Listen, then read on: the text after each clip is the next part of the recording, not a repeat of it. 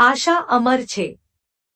શબરી પૂર્વજન્મમાં રાજાની રાણી હતી અને રાણી હોવાને નાતે તે સંતોની ધનથી સેવા કરી શકતી, પણ તનથી સેવા કરી શકતી નહોતી।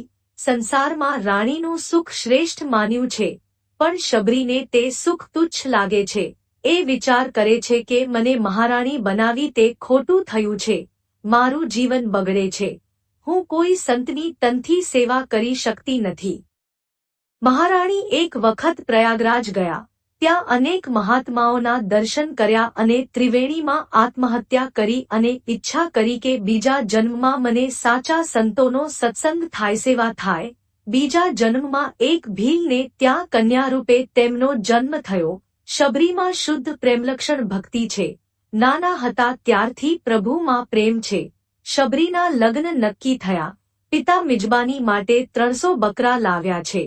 શબરીએ વિચાર્યું કે મારા લગ્નમાં આટલી હિંસા થાય તો મારે લગ્ન કરવું જ નથી।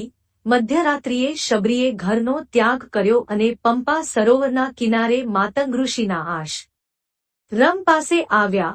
હું ભીલકન્યા છું, એટલે કદાચ ઋષિઓ મારી સેવાનો સ્વીકાર ના કરે, તેથી મારે ગુપ્ત રહીને સેવા કરવી છે, એમ વિચારીને શબરી દિવસે ઝાડ ઉપર બેસી રહે અને રાત્રે ઋષિઓ સૂઈ જાય એટલે છુપી રીતે મહાત્માઓની સેવા કરે, આશ્રમની બુહારી, સાફસૂફી કરે અને તાજા ફળફૂલ સેવા પૂજા માટે મૂકી આવે। ઋષિઓ જે રસ્તે સ્નાન કરવા જતા તે રસ્તાની સફાઈ અંધારામાં ઉઠીને કરતા, કોઈને ખબર પડતી નથી, પરંતુ એક દિવસે તે પકડાઈ ગઈ। માતંગ ઋષિએ પૂછ્યું કે તું કઈ જાતની છે? શબરીએ કહ્યું કે હું કિરાતની કન્યા છું, ભીલની કન્યા છું। વારંવાર વંદન કરે છે અને કહે છે કે હું અપરાધી છું, મને માફ કરો। માતંગ ઋષિએ વિચાર્યું કે આ જાતિહીન છે પણ કર્મહીન નથી, આ કોઈ મહાન જીવ આ યોનિમાં આવ્યો છે। માતંગ ઋષિએ પૂછ્યું કે બેટા તું ક્યાં રહે છે? શબરીએ કહ્યું કે હું ઝાડ ઉપર રહું છું। માતંગ ઋષિએ કહ્યું કે હવેથી તું મારા આશ્રમમાં રહી શકે છે।